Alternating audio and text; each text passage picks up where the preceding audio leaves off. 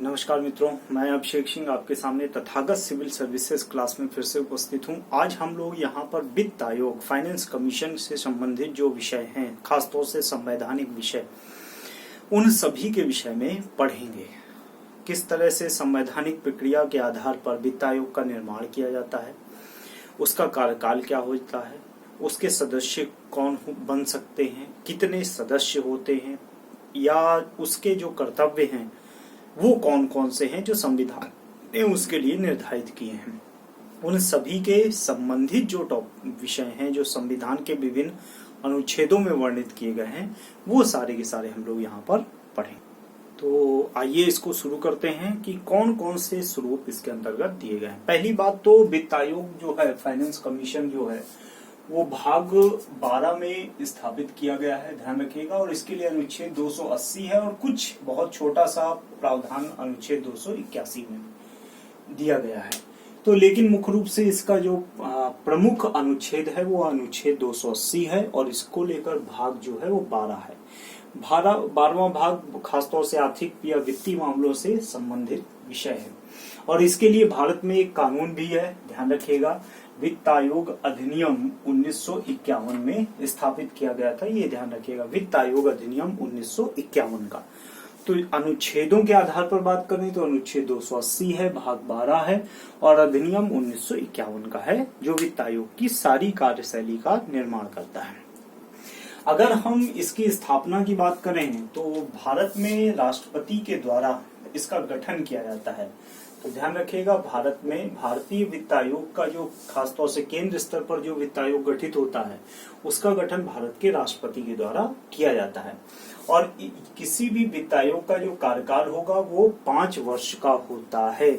जितने भी वित्त आयोग गठित हुए हैं, अब तक 15वें वित्त आयोग ने अब इस समय काम करना शुरू कर दिया है, सभी का कार्यकाल जो है वो 5 वर्षों का निर्धारित किया गया है। ये ध्यान रखिएगा, बहुत स्पष्ट है, और राष्ट्रपति के द्वारा ही इसकी नियुक्ति की जाती है।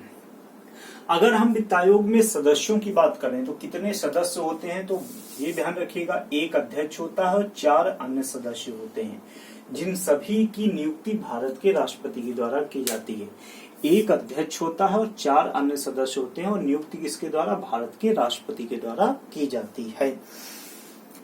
अगर हम अध्यक्ष और सदस्यों की योग्यताओं की बात करें कि आखिर कौन व्यक्ति भारत के वित्त आयोग के सदस्य और अध्यक्ष बन सकते हैं, तो उसके लिए संविधान ने बाकायदा, खासतौर से वित्त आयोग अधिनियम 1951 में स्पष्ट रूप से उसका विस्तार किया गया है कि अध्यक्ष कौन होगा। अध्यक्ष एक ऐसा व्यक्ति बनाया जा सकता है जो सार्वजनिक जीवन में जिसके पास पर्याप्त अनुभव हो। सार्वजनिक जीवन जो भी है, खासतौर से प्रशासन हो सकता है, शासन हो सकता है, या अन्य कोई ऐसा पद हो सकता है, वो प्राइवेट ही हो, लेकिन उसने सार्वजनिक जीवन से संबंधित कार्य किए हो, उसके पास पर्याप्त अनुभव हो, ऐसा कोई भी व्यक्ति जो है वो वित्त आयोग का अध्यक्ष बनाया जा सकता है। दूसरे, इसमें जो 4 अन्य सदस्य होते हैं, उसमें जो पहला सदस्य होता है, पहला ना कहें, हम इसको एक कहें, तो एक सदस्य जो होता है वो उच्च न्यायालय के न्यायाधीश बनने की योग्यता रखता हो। तो सीधी सी बात है, क्योंकि उच्च न्यायालय की न्यायाधीश बनने की जो योग्यता है उसको आप पढ़ लीजिएगा पिछली क्लास में। वैसे तो मैं सामान्य रूप से बता देता हूँ कि उच्च न्यायालय का न्यायाधीश वो व्यक्ति बन सकता है जिसने कम से कम 10 वर्षों तक किसी हाईकोर्ट में 1, 2 या 2 से अधिक हाईकोर्ट में कम से कम 10 वर्षों तक वकालत का कार्य किया हो, अर्थात अधिवक्ता के रूप में कार्य किया हो, अथवा कम से कम 10 वर्षों तक उसने किसी न्यायिक पद पर कार्य किया हो। सीधा सा मतलब है कि एक ऐसा व्यक्ति जिसके पास न्यायिक प्रशासन, जो भी भारत की जुडिशरी है, उसका एक अच्छा खासा अनुभव होगा, तो ही वह व्यक्ति इसमें कार्य कर सकता है। कारण ये है कि भारत के कानूनों का जानकार होना एक आवश्यक विषय है, तो उच्च न्यायालय के न्यायाधीश बनने की योग्यता रखता हो। दूसरा जो सदस्य हो सकता है वो होगा वित्त या लेखा, अर्थात फाइनेंस और अकाउंट्स की जानकारी रखने वाला व्यक्ति हो, उसका अनुभव हो। तीसरा जो व्यक्ति हो सकता है सदस्य, वित्तीय मामलों और प्रशासन का ज्ञान रखता हो, जैसे IRS। तो IRS जो होता है वो राजस्व से संबंधित मामले भी जानता है, वित्तीय मामले भी जानता है, और प्रशासनिक संबंध उनके जो होते हैं उसके विषय में भी उसको अच्छी खासी जानकारी होती।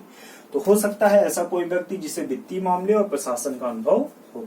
तीसरा, कोई व्यक्ति जो अर्थशास्त्र का ज्ञान रखता हो। अर्थशास्त्र का ज्ञान अर्थात जिसे भारतीय अर्थव्यवस्था की जानकारी हो, उसकी गतिशीलता की जानकारी हो, उसमें होने वाले परिवर्तनों की जानकारी हो, जिसे अंतर्राष्ट्रीय अर्थव्यवस्था की जानकारी हो, अंतर्राष्ट्रीय अर्थव्यवस्था की गतिशीलता, परिवर्तन, भारत के साथ उसकी स्थितियां, सब ऐसे, या हम एक शब्द में कहें एक ऐसा अर्थशास्त्री जो अर्थशास्त्र का अच्छा अनुभव रखता हो, अच्छा ज्ञान रखता हो, तो उसको सदस्य बनाया जा सकता है। तो 4 सदस्य हो गए। एक ऐसा व्यक्ति जो उच्च न्यायालय के न्यायाधीश बनने की योग्यता रखता है, एक ऐसा व्यक्ति जो वित्त या लेखा का अनुभव रखता हो, एक ऐसा व्यक्ति जो वित्तीय मामले और प्रशासन का ज्ञान रखता हो, एक ऐसा व्यक्ति जो अर्थशास्त्र का ज्ञान रखता हो।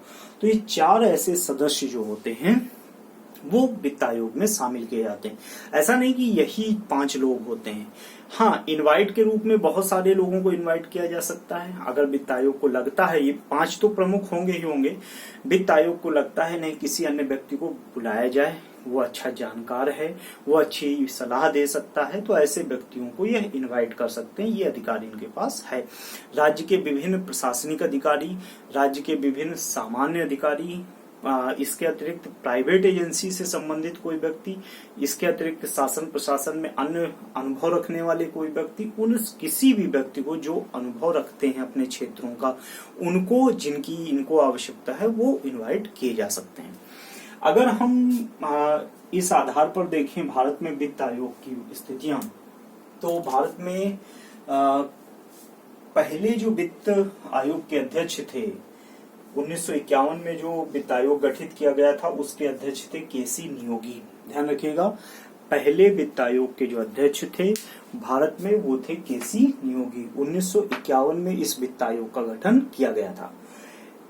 क्योंकि 15 वित्त आयोग गठित हो चुके हैं, 14वें वित्त आयोग के अध्यक्ष वाई.वी. रेड्डी साहब थे। ध्यान रखिएगा, वाई.वी. रेड्डी जो हमारे रिजर्व बैंक के पूर्व गवर्नर थे, वो 14वें वित्त आयोग के अध्यक्ष थे।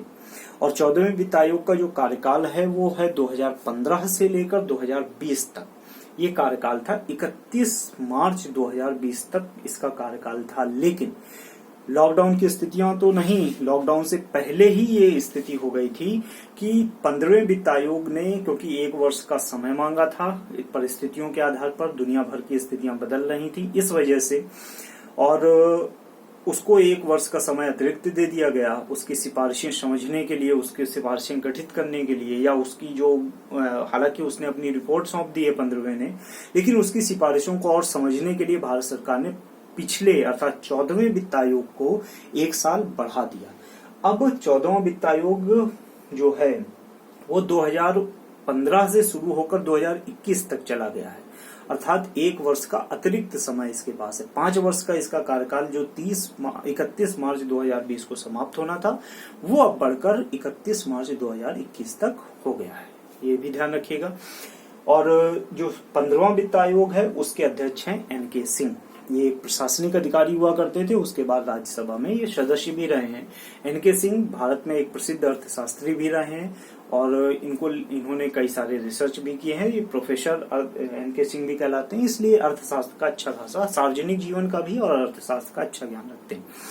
और एन.के. सिंह आयोग जो है, इसकी जो अब सिफारिशें लागू होंगी वो 2021 से लागू होंगी। 1 अप्रैल 2021 से जाएंगी 2026 तक। वैसे तो 2020 से 2025 तक जानी थी, 31 मार्च 2025 तक, लेकिन अब जाएंगी 31 मार्च 2026 तक। तो एन.के. सिंह कमीशन जो है वो, उसकी सिफारिशें जरूर ध्यान रखिएगा, 1 अप्रैल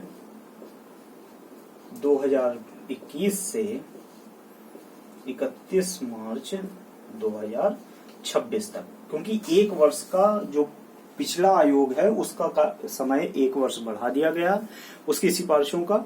और जो ये आयोग है इसकी सिफारिशें जो इन्होंने प्रस्तुत कर दी थी 2019 सितंबर अक्टूबर में ही प्रस्तुत कर दी थी राष्ट्रपति के समक्ष, उन सिफारिशों को और ज्यादा समझने के लिए 1 वर्ष का अतिरिक्त समय लिया गया है। तो ये पहली बार तो नहीं, लेकिन हाँ, ये ऐसी स्थितियां बहुत कम हमको देखने को मिलती हैं जो स्थापित की गई हैं।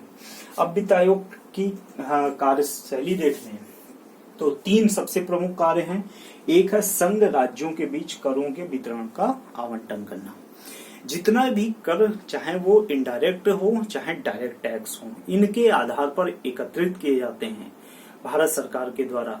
भारत सरकार जो टैक्स एकत्रित करती, उनमें राज्यों को कितना वितरण किया जाएगा, राज्यों को कितना आवंटित किया जाएगा। तो वितरण या आवंटन जो है वो राज्यों और संघ के बीच में कितना किया जाएगा, उसकी सिफारिश करना किसको करना, राष्ट्रपति को करना। जैसे हम डॉक्टर वाई रेड्डी कमीशन जो था, अर्थात 14वां वित्त आयोग, इसने 14वें वित्त आयोग ने राज्यों को 42% भाग देने के लिए कहा, अर्थात 100 रुपए में 42 रुपए देने को कहा। तो 42% की पुराना कमीशन 42% हिस्सेदारी राज्यों को देता है। अब ये देखने वाला होगा कि 15वें वित्त आयोग ने किस तरह की सिफारिशें की हैं। इसके साथ ही दूसरा प्रमुख कार्य है संचित निधि से राज्यों को सहायता और अनुदान, अर्थात संचित निधि से राज्यों को कितनी सहायता दी जाएगी, कितना अनुदान दिया जाएगा, इसकी सिफारिशें करने का कार्य भी वित्त आयोग का ही होता है। तीसरा प्रमुख विषय है कि राज्य के जो वित्त आयोग होते हैं, क्योंकि राज्य के लिए अलग से वित्त आयोग का निर्माण नहीं किया गया, केवल पंचायतों के लिए और नगरीय निकायों के लिए वित्त आयोग का निर्माण किया गया है। तो पंचायतों और नगरीय निकायों के लिए जो राज्यों की संचित निधि से जो बंटवारा करना है, आवंटन करना है या सहायता अनुदान नगर निकाय या पंचायतों को करना है, वो जो सिफारिशें होती हैं वो राज्य वित्त आयोग किसके पास भेजते हैं, केंद्रीय वित्त आयोग के पास। और केंद्रीय वित्त आयोग उन्हीं सिफारिशों के आधार पर उन विषयों को लागू करती। तो राज्य वित्त आयोग की सिफारिशें जो नगरीय निकाय और पंचायतों से संबंधित हैं, उनकी सिफारिशों को भी लागू करने की सिफारिश करना। तो ये 3 प्रमुख कार्य हैं। इसके अतिरिक्त अगर राष्ट्रपति और राज्यपाल कोई अतिरिक्त कार्य दे देते हैं तो वह भी वित्त आयोग करेगा। ये ध्यान रखिएगा, वित्त आयोग के से संबंधित कोई कार्य अगर राष्ट्रपति राज्यपाल दे देते हैं तो भी वित्त आयोग करेगा। जब हम 14वें वित्त आयोग की बात करते हैं, खासतौर से वाई रेड्डी कमीशन की, तो उसने कई सारे विषय देखे भारत में। जैसे वित्त आयोग से संबंधित अगर हम सामान्य बात करें तो उससे संबंधित जो चीजें हैं, जैसे पहले डॉक्टर मनमोहन सिंह फार्मूला एक बड़ा प्रसिद्ध फार्मूला रहा है, उसके साथ ही प्रणब मुखर्जी फार्मूला है, और प्रणब मुखर्जी फार्मूला ही परिवर्तन संशोधन के साथ आजकल हमको दिखाई पड़ता है, जो अभी भी लागू है। और प्रणब मुखर्जी फार्मूले के आधार पर जनसंख्या, राज्य का क्षेत्रफल, इसको स्वीकार किया गया था। और आजकल जो खासतौर से वाई रेड्डी कमीशन है, इसने पर्यावरण की स्थितियों को भी देखा है कि कहां पर पर्यावरण से संबंधित कार्य अच्छे किए जा रहे हैं, कार्य नहीं किए जा रहे हैं, सारी बातें। वन क्षेत्र को भी देखा है इसी पर्यावरण के अंतर्गत। तो उसमें कई सारी चीजें शामिल की गई हैं। अर्थात अब वित्त आयोग जो रिकमेंडेशन करता है वो केवल डायरेक्ट टैक्स, इनडायरेक्ट टैक्स कितना जमा हुआ कितना नहीं, इससे मतलब नहीं। परिस्थितियां कैसी हैं राज्य की, जनसंख्या कितनी है, वन क्षेत्र कैसे हैं, पर्यावरण की स्थितियां कैसी हैं, नगरीय क्षेत्र कैसे हैं, इन इत्यादि कई सारी चीजों को लेकर अपनी सिफारिशें प्रस्तुत करता है। और उसी के आधार पर सारी चीजें रिकमेंड की जाती हैं राष्ट्रपति को। और अब सबसे प्रमुख बात है ये कि राष्ट्रपति तुरंत तो लागू कर नहीं देंगे। तो ध्यान रखिएगा, जो मैंने अभी स्टार्टिंग में कहा कि 281 एक छोटा सा स्वरूप है इसका। तो 281 नंबर अनुच्छेद ये कहता है कि राष्ट्रपति जो वित्त आयोग की सिफारिशें प्राप्त होंगी उसे संसद में रखवाएंगे। तो ध्यान रखिएगा, संसद में रखी जाती हैं, संसद में चर्चा होती है इस पर, और उसके बाद सिफारिशें लागू कर दी जाती हैं। तो क्या सिफारिशें 15वें की होंगी एनके सिंह कमीशन की, ये तो आने वाले दिन बताएंगे। लेकिन 14वें तक की स्थितियां ध्यान रखिएगा कि 42% का रिकमेंडेशन 14वें वित्त आयोग ने किया है। ठीक है मित्रों, तो ये वित्त आयोग से संबंधित विषय थे। इसके बाद जो भी हमारे बचे हुए विषय हैं उनको हम लोग अगली क्लास में पढ़ेंगे और उसके बाद एक नया टॉपिक प्रारंभ करेंगे। बहुत बहुत धन्यवाद। और जाने से पहले आपसे रिक्वेस्ट है, तथागत सिविल सर्विसेज को सब्सक्राइब कीजिए, लाइक करिए, शेयर करिए। अगर कोई क्वेश्चन नहीं समझ में आया, कोई पॉइंट नहीं समझ में आया, तो आप कमेंट बॉक्स में कमेंट भी कर सकते हैं। मैं उसका यथासंभव उत्तर देने का प्रयास करूंगा। बहुत बहुत धन्यवाद।